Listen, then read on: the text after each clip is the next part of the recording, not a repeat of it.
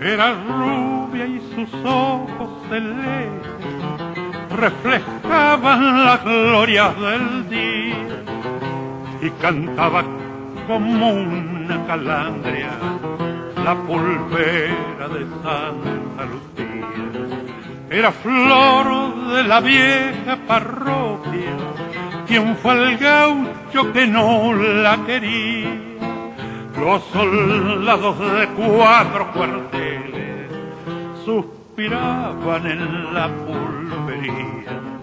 Le cantó el payador mazorquero con un dulce gemir de vihuela en la reja que olía camines, en el patio que olía de amela.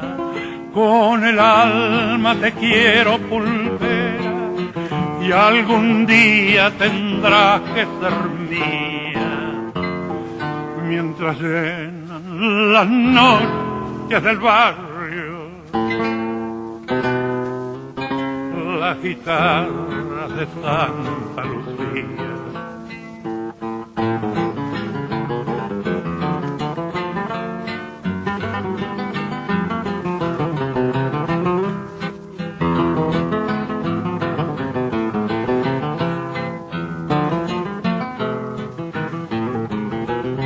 La llevó un payador de la valle cuando el año 40 moría. Ya no alumbran sus ojos celestes la parroquia de Santa Lucía. No volvieron los trompas de rosa a cantarle Vidal las hicieron.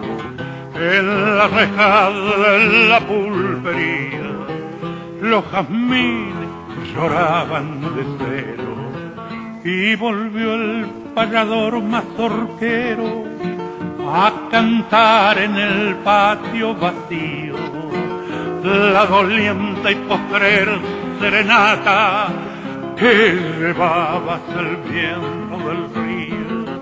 ¿Dónde estás con tus ojos celeste, oh pulpera que no fuiste mía? Cómo lloran por ti la guitarra